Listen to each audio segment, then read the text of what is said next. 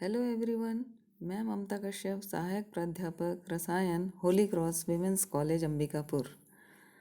आज हम BSc second year chemistry के पेपर 3 फिजिकल केमिस्ट्री के यूनिट 4 डिस्ट्रीब्यूशन लॉ के बारे में पढ़ेंगे। इसके अंतर्गत हम जानेंगे introduction, distribution law, factors affecting distribution law, limitations of law, modifications या करेक्शन, एप्लीकेशन और हेनरी का नियम। हेट्रोजीनस सिस्टम की स्टडी के लिए 2 नियम दिए गए थे। एक विलार्ड गिब्स ने दिया फेज रूल और नर्स्ट ने दिया डिस्ट्रीब्यूशन लॉ या वितरण नियम। तो जनरली सिस्टम के बारे में हम जानते हैं कि सिस्टम 2 प्रकार के होते हैं, होमोजीनियस सिस्टम और हेट्रोजीनस सिस्टम। तो हेट्रोजीनस सिस्टम की स्टडी के लिए कौन कौन से नियम थे? एक पहला प्रावस्था नियम और दूसरा वितरण नियम या डिस्ट्रीब्यूशन लॉ। सर्वप्रथम बर्थलो और जंगफ्लिश नामक 2 वैज्ञानिकों ने 1872 में बताया कि स्थिर ताप पर जब कोई लिक्विड या सॉलिड 2 पूर्णतया अमिश्रणीय द्रवों के साथ जो परस्पर संपर्क में हों हिलाया जाता है तो वह सॉलिड या लिक्विड दोनों द्रवों में डिस्ट्रीब्यूट हो जाता है। और साम्यावस्था पर यदि वह सॉल्यूट दोनों में से किसी द्रव में डिसोसिएट या एसोसिएट नहीं हुआ है या दोनों में से किसी में रासायनिक अभिक्रिया नहीं किया है तो उन दोनों द्रवों में उस सॉल्यूट की सांद्रता का अनुपात स्थिर रहता है। यह स्थिर अनुपात सॉल्यूट की मात्रा पर निर्भर नहीं करता है। यदि सॉल्यूट का एक द्रव में कंसंट्रेशन Ca और दूसरे में Cb हो तो Ca/Cb = K होगा, जहाँ पर K डिस्ट्रीब्यूशन कांस्टेंट या पार्टीशन कोएफिशिएंट कहलाता है। बर्थलो एवं जंगफ्लिश के इन ऑब्जर्वेशन के आधार पर 1891 में नर्स्ट ने एक नियम प्रतिपादित किया जिसे नर्स्ट का डिस्ट्रीब्यूशन लॉ या नर्स्ट के पार्टीशन लॉ या सामान्य रूप से वितरण नियम के नाम से जाना जाता है। इस नियम के अनुसार जब कोई सॉल्यूट स्वयं को इक्विलिब्रियम के संपर्क में उपस्थित 2 पूर्णतया अमिश्रणीय प्रावस्थाओं के मध्य वितरित करता है तथा दोनों प्रावस्थाओं में वितरित विलय की आणविक अवस्था एक सी रहती है तो स्थिर ताप पर दोनों प्रावस्थाओं में विलय के सांद्रणों का अनुपात स्थिर रहता है। सामान्य भाषा में हम ये कह सकते हैं कि यदि किसी सॉल्यूट को 2 कंप्लीटली इमिसिबल लिक्विड में मिलाकर हिलाया जाए तो वो विलय पदार्थ दोनों द्रवों में वितरित हो जाता है। और साम्यावस्था पर यदि वो सॉल्यूट दोनों में से किसी द्रव में एसोसिएट या डिसोसिएट ना हुआ हो या दोनों में से किसी भी सॉल्वेंट से केमिकल रिएक्शन ना किया हो तो उन दोनों द्रवों में सॉल्यूट के कंसंट्रेशन का अनुपात स्थिर रहता है। इस नियम की व्युत्पत्ति की जा सकती है और इसके लिए हम देख सकते हैं कि यदि मान लो कोई सॉल्यूट X है जो सॉल्वेंट A से B में, कोई सॉल्यूट है जिसको हम सॉल्वेंट A और B में मिलाकर हिलाते हैं और यदि मान लो कि जो सॉल्यूट X है इसका वितरण A से B की ओर R1 की रेट से हो रहा है और B से A की ओर R2 की रेट से हो रहा है और यदि सॉल्वेंट A में इसका कंसंट्रेशन Ca है और B में क्या है Cb है तो सॉल्वेंट A में इसकी rate of migration R1 is directly proportional to Ca या R1 = K1 × Ca होगा। इसी प्रकार सॉल्वेंट B में क्या हो जाएगा, R2 is directly proportional to Cb यानी कि R2 = K2 × Cb। अब इक्विलिब्रियम पर R1 = R2 है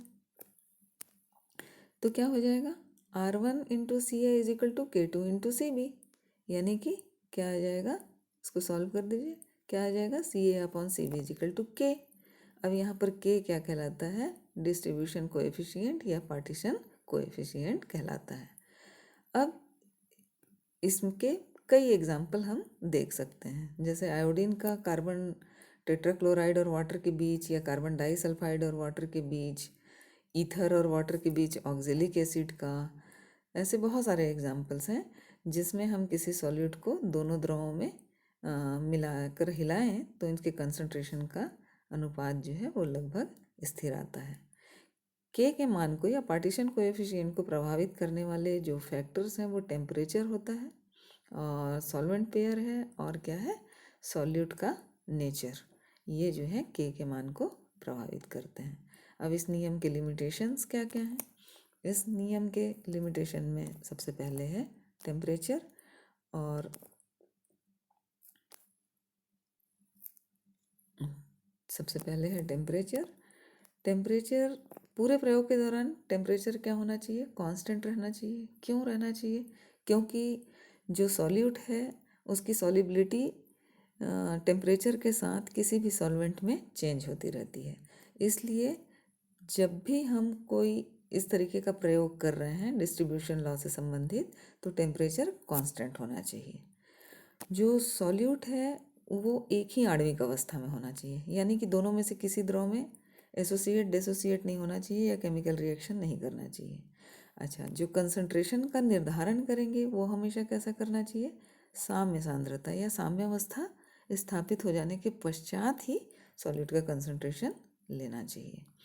सॉल्यूशन कैसा होना चाहिए? डाइल्यूट होना चाहिए। हाई कंसंट्रेशन पर ये नियम लागू नहीं होता है। विलायकों की मिश्रणीयता या इमिसिबिलिटी, दोनों सॉल्वेंट कैसा होना चाहिए? कंप्लीटली मिसिबल होना चाहिए या फिर बहुत ही पार्शियली मिसिबल होना चाहिए। और अगर ये सब कंडीशंस नहीं होंगी तो ये इस नियम में, वितरण नियम में विचलन दिखाई देता है। नर्स्ट ने डिस्ट्रीब्यूशन लॉ के बारे में बताया कि Ca अपॉन Cb स्थिरांक तब होता है जब सॉल्यूट दोनों सॉल्वेंट में समान मॉलिक्यूलर स्टेट में हो। यदि वो किसी एक सॉल्वेंट में अगर एसोसिएट डिसोसिएट होता हो या रासायनिक अभिक्रिया करता है, अर्थात ये अपनी एक मॉलिक्यूलर स्टेट में नहीं रहता, तो के का मान बदल जाता है। और ऐसे बहुत से उदाहरण दिए गए हैं या देखने को मिलते हैं। तो इसके आधार पर डिस्ट्रीब्यूशन लॉ में 3 संशोधन किए गए, और ये 3 केसेस हैं, जिसमें से पहला केस है कि यदि जो सॉल्वेंट है, किसी एक सॉल्वेंट में सॉल्यूट का डिसोसिएशन हो जाता है तो क्या होगा? यदि किसी एक सॉल्वेंट में डिसोसिएशन हो जाएगा सॉल्यूट का, तो हम क्या करेंगे? उस डिसोसिएशन की मात्रा को ज्ञात कर लेते हैं। जैसे मान लो जो सॉल्यूट है वो सॉल्यूट जो है वो अगर मान लो बी सॉल्वेंट में डिसोसिएट हो गया है, तो इस अवियोजन की मात्रा, यानी कि यहाँ देखिए क्या है, एक्स है, ये इसका एक्स भाग या अल्फा भी ले सकते हैं यहाँ पे, ये क्या हो जाता है? डिसोसिएट हो जाता है। तो अब इसकी अवियोजित मात्रा कितनी बचेगी? 1 माइनस एक्स। तो हम क्या करेंगे? के मान को जब लेंगे, निकालेंगे, तो Ca अपॉन Cb, और जिस सॉल्वेंट में डिसोसिएशन हुआ है वहाँ पर हम इसके वियोजन की मात्रा का या अवियोजित मात्रा को लिख देंगे। वो कितना हो जाएगा? तो बी में क्या हो जाएगा? 1 माइनस एक्स। इसी तरीके से अगर डिसोसिएशन बी में ना होकर ए में हुआ हो तो के इज इक्वल टू क्या हो जाएगा? Ca into 1 minus x upon Cb। Next क्या है?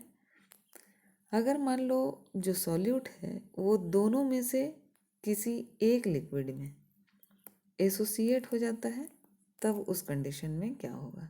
अगर मान लो सॉल्यूट को हम 2 सॉल्वेंट में क्या करें, मिलाकर हिलाते हैं, और वो सॉल्यूट किसी एक लिक्विड में, जैसे मान लो कि ये बी सॉल्वेंट में जाकर ये क्या हो जाता है? संगुणित हो जाता है। जैसे इसका बहुत अच्छा एग्जाम्पल है बेंजीन और वाटर के बीच बेंजोइक एसिड। बेंजोइक एसिड लेकर अगर बेंजीन और वाटर के बीच अगर उसको हिलाएंगे तो बेंजीन लेयर में पहुंचते ही जो बेंजोइक एसिड है वो संगुणित हो जाता है, उसके 2 मॉलिक्यूल संगुणित हो जाते हैं और डाइमर बना लेते हैं। तो यहाँ पर ये इक्विलिब्रियम स्थापित हो जाएगा NX is equal to XN। तो अगर नॉर्मल कंडीशन होता तो क्या होता, K is equal to CA upon CV, यानी इक्वेशन नंबर 1 हो गया। अब यहाँ पर इक्विलिब्रियम जब स्थापित होगा तब उस समय क्या स्थिति रहेगी, NX is equal to XN। तो CV और इसका कितना है C2। तो लॉ ऑफ मास एक्शन के अनुसार अगर हम देखें तो यहाँ पर K डैश क्या हो जाएगा, active mass of XN upon active mass of X। तो यहाँ क्या हो जाएगा C2 और यहाँ क्या हो गया CV raise to power N। तो K एक नया कांस्टेंट मिला, K जो है इक्विलिब्रियम कांस्टेंट है जो किसके बराबर हो गया, C2 upon CB raise to power N। अब क्या करते हैं, इसमें nth रूट लेते हैं। nth रूट लेने से क्या होगा, nth root of K is equal to nth root of, इधर दोनों तरफ लेंगे nth रूट, है ना। तब यहाँ पर क्या होगा, ये रूट जो है n, इससे n से कैंसिल हो जाएगा। तब यहाँ पर क्या बचेगा, nth root of K is equal to nth root of C2 upon CV। अब इसके बाद क्या करते हैं, ये मिल गया। तो अब इसके बाद क्या करते हैं, इक्वेशन नंबर 1 अपॉन 3 कर देते हैं। और जब इक्वेशन नंबर 1 अपॉन 3 करोगे तब यहाँ पर क्या मिल जाएगा, K इज इक्वल टू, इसको सॉल्व कर दीजिए। देखिए जैसे इक्वेशन नंबर 1 अपॉन 3 कर दिए, इसको सॉल्व कर दो। सॉल्व करने से क्या हो जाएगा, K is equal to CA upon N under root C2 मिल जाएगा। अगर यही दूसरे सॉल्वेंट में हुआ है तो उसमें उस सॉल्वेंट में एसोसिएशन की मात्रा को लिख देंगे। जैसे कैसे लिख देंगे, यहाँ पर अगर मान लो एसोसिएशन कहाँ हुआ है, A में, तो क्या हो जाएगा, K is equal to nth root of C2 upon क्या हो जाएगा, CB हो जाएगा, है ना। अब तीसरा केस जो है वो क्या है, अगर सॉल्यूट किसी एक सॉल्वेंट में रासायनिक अभिक्रिया कर लेता है तब क्या होगा। अब किसी एक सॉल्वेंट में रासायनिक अभिक्रिया किया, इसमें क्या है कि X है जिसके CB है कंसंट्रेशन है, ये सॉल्वेंट का CS कंसंट्रेशन से कंबाइंड होकर के एक यौगिक बना लेता है XNS। तो अगर नॉर्मल कंडीशन होती तो इक्वेशन नंबर 1 क्या हो गया, K is equal to CA upon CB। अब हम इस इक्विलिब्रियम पर देखेंगे तो यहाँ पर क्या है, X plus NS is equal to XNS। तो यहाँ पर क्या हो जाएगा, लॉ ऑफ मास एक्शन के अनुसार K is equal to active mass of XNS upon X into S। अब इसकी वैल्यू रख दीजिए तो यहाँ क्या हो गया, C, यहाँ देखिए यहाँ क्या हो जाएगा CC, और यहाँ क्या हो गया CB, और यहाँ क्या हो गया CS raise to power N। अब चूँकि क्या है, सॉल्वेंट जो होता है वो बहुत ज़्यादा मात्रा में है, बहुत ज़्यादा मात्रा में है मतलब इसका कंसंट्रेशन में बहुत कम चेंज आएगा। तो बहुत कम चेंज आएगा, इसलिए हम इसको भी क्या कर सकते हैं, कांस्टेंट मान सकते हैं। तो जब कांस्टेंट मान लेंगे तो ये क्या हो जाएगा, K into CS raise to power N is equal to CC upon CB, है ना। तो K इज इक्वल टू क्या हो गया, CC अपॉन CB। या अब इसमें क्या करते हैं, दोनों तरफ +1 कर देते हैं।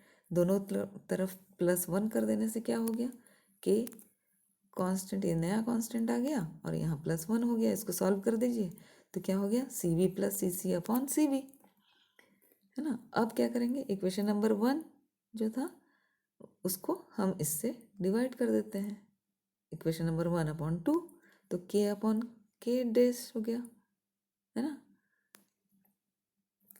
अब इसको सॉल्व कर दीजिए, सॉल्व करेंगे तो क्या हो गया, K1 नया कांस्टेंट मिल गया, CA upon CB plus CC। अगर यही दूसरे सॉल्वेंट में अगर रासायनिक अभिक्रिया हुई तो सेम ऐसे ही करेंगे और इसकी वैल्यू निकाल लेंगे, ऐसे ही सॉल्व करेंगे। तब K इज इक्वल टू क्या हो जाएगा, CC plus CA upon CB हो जाएगा। अब देखते हैं इसका एप्लीकेशन क्या है। डिस्ट्रीब्यूशन लॉ का पहला एप्लीकेशन है मॉलिक्यूलर वेट के निर्धारण में, या हम एसोसिएशन की मात्रा का निर्धारण करने में डिस्ट्रीब्यूशन लॉ का उपयोग किया जा सकता है। अगर हमको ये पता हो कि किसी एक सॉल्वेंट में उसके संगुणन की मात्रा किसके पक्ष में संगुणन की मात्रा कितनी है, तो वो हम के का मान निकाल करके हम वो निकाल लेते हैं और उसके बाद फिर मॉलिक्यूलर वेट निकाल सकते हैं। यदि किसी सॉल्वेंट में सॉल्यूट की मॉलिक्यूलर वेट ज्ञात हो तो दूसरे सॉल्वेंट में उसका वितरण अनुपात, दो सॉल्वेंट में उसका वितरण अनुपात ज्ञात करके दूसरे सॉल्वेंट में उसका मॉलिक्यूलर वेट ज्ञात किया जा सकता है। जैसे बेंजोइक एसिड और वाटर के केस में इस तरीके से हम क्या कर सकते हैं, निकाल सकते हैं कि के का मान निकाल लिए जहाँ से एन मिल गया। अब बेंजोइक एसिड जो है उसका मॉलिक्यूलर वेट 122 होता है और चूंकि इसके संगुणन की मात्रा 2 है तो इसका मॉलिक्यूलर वेट क्या हो जाएगा, 2 हो जाएगा, 244 हो जाएगा। दूसरा एप्लीकेशन है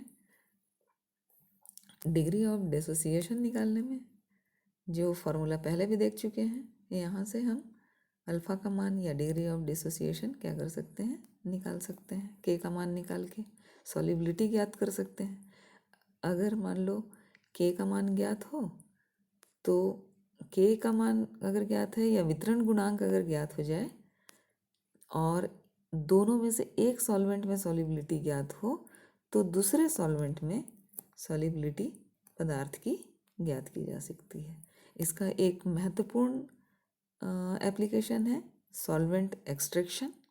डिस्ट्रीब्यूशन लॉ का मुख्य एप्लीकेशन है जिसके द्वारा किसी भी पदार्थ के एक्वस सॉल्यूशन में से ऑर्गेनिक सॉल्वेंट में एक्सट्रैक्शन पदार्थ का किया जा सकता है।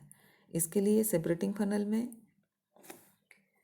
ऑर्गेनिक सब्सटेंस के या किसी भी पदार्थ के जली विलयन को लेकर उसमें उपयुक्त ऑर्गेनिक सॉल्वेंट जिसमें कि उस पदार्थ की विलेयता वाटर की तुलना में ज़्यादा हो लेकर हिलाया जाता है तो वाटर लेयर से जो सब्सटेंस है वो ऑर्गेनिक सॉल्वेंट में चला जाता है और उसको ऑर्गेनिक सॉल्वेंट को अलग करके और फिर उससे डिस्टिलेशन प्रोसेस के द्वारा हम जो सब्सटेंस है उसको अलग कर सकते हैं। जैसे वाटर है तो वाटर के साथ हम मान लो ईथर ले लिए तो फिर ईथर लेयर में आ जाएगा सारा सब्सटेंस, तो ईथर अलग करके फिर उसके बाद उसको डिस्टिलेशन करके हम ईथर को अलग कर सकते हैं, सब्सटेंस प्राप्त कर सकते हैं। अगर एक्सट्रैक्शन के प्रोसेस को कई बार ये प्रक्रिया दोहराई जाए तो पदार्थ की अधिकतर मात्रा जो है, अधिक से अधिक मात्रा जो है वाटर में से एक्सट्रैक्ट की जा सकती है।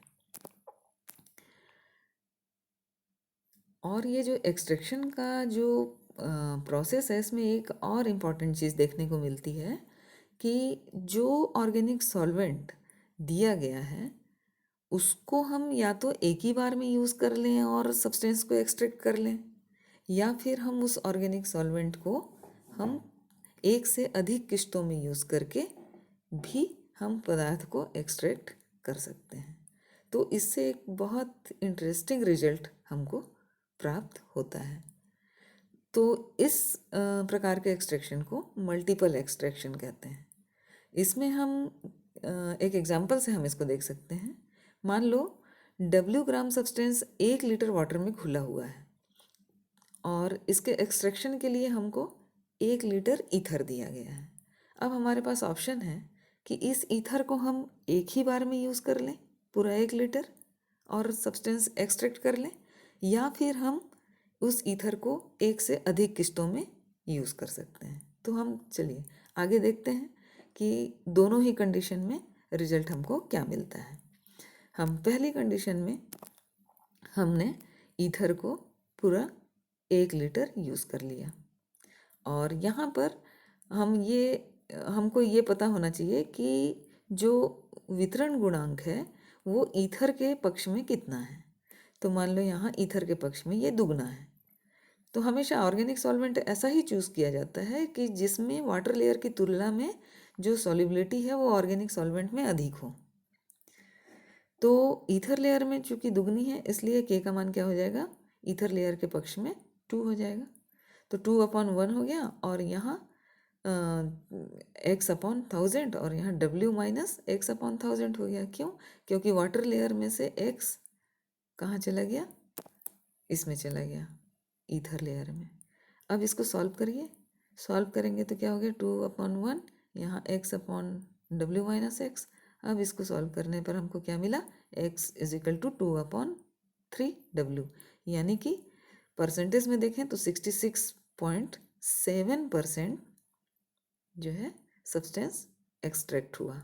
यानी कि अगर हम ईथर को एक ही बार में 1 लीटर यूज़ कर रहे तब कितना मिला, लगभग 67% सब्सटेंस एक्सट्रैक्ट हो गया। अब हम क्या करते हैं, इस ईथर को हम 500 के 2 किस्तों में यूज़ करते हैं। तो जब हम पहली किस्त यहाँ यूज़ करेंगे, ये देखिए 500 ml लिए और 500 ml में जब यूज़ किए तो यहाँ पर x1 जो है W में से x1 सब्सटेंस ईथर लेयर में आ गया। अब इसको सॉल्व करिए, सॉल्व करने से x का जो मान मिला, x1 कितना मिला, x1 = यहाँ x होगा, है ना। तो ये x1 जो है वो कितना हो गया, 2/4, यानी कि 1/2w, अर्थात क्या हुआ, 50% सब्सटेंस जो है वो क्या हुआ, एक्सट्रैक्ट हो गया। और अभी हमारे पास 500 ml और बचा हुआ है। अब इस 500 ml को फिर उसमें डालते हैं, फिर हिलाते हैं और फिर एक्सट्रैक्ट करते हैं। तब यहाँ से x2 जो है वो कहाँ गया, ईथर लेयर में चला गया। अब इसको फिर यहाँ पर रख दीजिए, सॉल्व करिए, यहाँ क्या हो जाएगा, x2/500। अब यहाँ आधा तो पहले एक्सट्रैक्ट हो गया था, तो यहाँ कितना है, w, हाफ w माइनस क्या हो जाएगा, x2/1000। अब इसको सॉल्व करने पर हमको क्या मिला, x2 = 1/4w, यानी कि 25%। तो अब हमने क्या देखा कि अगर हम ईथर को 500 ml के 2 किस्तों में यूज़ करते हैं तो 75% एक्सट्रैक्ट हो जाता है, जबकि एक ही बार में यूज़ किए थे तब कितना हुआ था, लगभग 67% हुआ था। तो यदि हम सॉल्वेंट को 2 किस्तों की बजाय 4, 5 या 10 किस्तों में यूज़ करें तो निष्कर्षित पदार्थों की मात्रा जो है, पदार्थ की मात्रा बढ़ती जाएगी और हम इससे लगभग 80 से 83% पदार्थ एक्सट्रैक्ट कर सकते हैं। तो इसमें बार बार इतनी बार कैलकुलेशन करने की बजाय, इसलिए इसके आधार पर हम एक व्यापक सूत्र का डेरिवेशन कर सकते हैं, जिससे हम ये ज्ञात कर सकते हैं कि कितने निष्कर्षण के किस्तों के बाद जली विलयन में कितना अनिष्कर्षित पदार्थ या शेष पदार्थ बचा रह गया है। तो इसके लिए हम क्या करते हैं, nth किस्त हो तो इसको सॉल्व किया जाए, जैसे अभी ऊपर सॉल्व किए उसी तरीके से अगर सॉल्व करें तो WN = kV/kV + V⁴n प्राप्त होता है, जहाँ WN nth किस्त के बाद शेष पदार्थ की मात्रा है। W जो है वो विलेय पदार्थ जो कि VML जली विलयन में घुला हुआ है, ठीक, मतलब जो एक्वस सॉल्यूशन है उसमें पदार्थ की मात्रा W। जली विलयन का आयतन कितना है, V, और स्मॉल v क्या हो जाएगा, ऑर्गेनिक सॉल्वेंट का वॉल्यूम जो आपको लेना है, और n जो है वो इंस्टॉलमेंट की संख्या है, k क्या है, डिस्ट्रीब्यूशन कोएफिशिएंट है। तो इसके द्वारा हम क्या कर सकते हैं, अनिष्कर्षित पदार्थ कितनी है उसकी मात्रा निकाल सकते हैं। तो सॉल्वेंट एक्सट्रैक्शन में ईथर के अलावा और भी कई ऑर्गेनिक सॉल्वेंट्स हैं जिनका प्रयोग किया जा सकता है, जैसे हेक्सेन है, एसीटोन है, chloroform, carbon tetrachloride, carbon disulphide, bromoform, benzene आदि, ये सब है। इसके अलावा डिस्ट्रीब्यूशन लॉ का एक और इम्पॉर्टेंट एप्लीकेशन है पार्टीशन क्रोमेटोग्राफी। ऑर्गेनिक सब्सटेंस की थोड़ी सी मात्रा को सेपरेट करने की मॉडर्न टेक्निक है पार्टीशन क्रोमेटोग्राफी। इसमें एक स्टेशनरी फेज और एक मोबाइल फेज किसी ऑर्गेनिक सॉल्वेंट जैसे हेक्सेन, ईथर, पेट्रोलियम आदि की होती है। मिक्सचर के विभिन्न अवयव अपने वितरण गुणांक के क्रम में ऑर्गेनिक सॉल्वेंट के द्वारा सेपरेट हो जाते हैं। जिनके लिए के का मान ऑर्गेनिक सॉल्वेंट के पक्ष में ज़्यादा होता है वो सबसे पहले, और जिनका सबसे कम होता है वो अंत में सेपरेट होता है। इसके अलावा और एक इम्पॉर्टेंट एप्लीकेशन है डीसिल्वराइजेशन ऑफ लेड। लेड का जो पार्क प्रोसेस के द्वारा, मेटलर्जी प्रोसेस के द्वारा जो लेड प्राप्त होता है उसमें सिल्वर की मात्रा होती है। वो अर्जेंटोफेरस लेड जो होता है उसको 800 डिग्री सेंटीग्रेड तक गर्म किया जाता है, फिर इसमें पिघला हुआ जिंक मिला दिया जाता है। जब जिंक मिलाते हैं तो ये पिघला हुआ जिंक और लेड दो इमिसिबल लिक्विड की तरह बिहेव करने लगते हैं, और सिल्वर यहाँ पर सॉल्यूट की तरह। और जो सिल्वर है वो जिंक में बहुत ज़्यादा सॉल्युबल होता है, लेड की तुलना में 300 गुना ज़्यादा सॉल्युबल होता है। अतः जिंक में सिल्वर का अधिकतम भाग चला जाता है।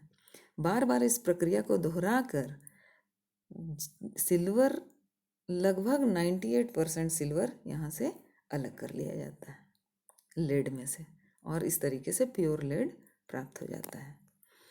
इसका एक और एप्लीकेशन है कॉम्प्लेक्स आयन के स्टडी में, determination of constitution of complex halide ions.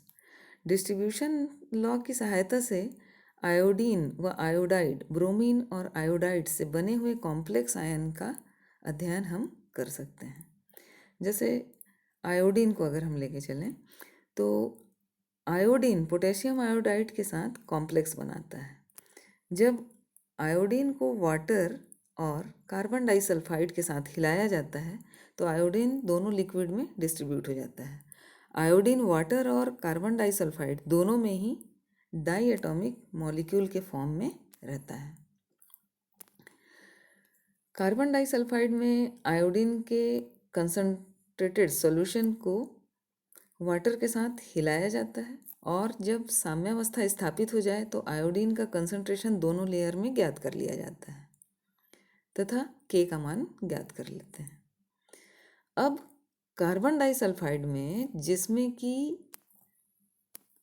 m मोल पर लीटर आयोडीन हो, के विलियन को पोटेशियम आयोडाइड के जली विलियन जिसमें x मोल पर लीटर पोटेशियम आयोडाइड हो, यानी कि पोटेशियम आयोडाइड कितना है x मोल पर लीटर, और CH2 में आयोडीन कितना है m मोल पर लीटर। ठीक, इनके साथ हिलाया जाता है, फलस्वरूप आयोडीन Ki से मिलकर कॉम्प्लेक्स Ki3 बनाता है, जिसके कारण जली विलियन में आयोडीन की कंसंट्रेशन बढ़ जाता है, या आयोडीन की सांद्रता बढ़ जाएगी नेचुरली। तो अब माना कि जली विलियन में आयोडीन y मोल पर लीटर है, तो साम्यावस्था पर CH2 लेयर में iodine m minus y mole पर लीटर हो जाएगी। अतः वितरण नियम के अनुसार वाटर लेयर में iodine K is equal to iodine in water upon iodine in CH2 है, तो आयोडीन की मात्रा कैसे निकाल लेंगे, K इंटू I2 इन CH2। तो जली विलियन में आयोडीन की सांद्रता किसके बराबर हो जाएगी, K into m minus y. इसको हम मान लेते हैं किसके बराबर है, ये Z मोल पर लीटर के बराबर। यदि कॉम्प्लेक्स I3 माइनस है तो इक्विलिब्रियम पर I minus plus I2 is equal to क्या होगा, I3 होगा। अब लॉ ऑफ मास एक्शन अगर इस पर अप्लाई किया जाए तो K इज इक्वल टू क्या हो जाएगा, active mass of I3 upon active mass of iodide और एक्टिव मास ऑफ आयोडीन।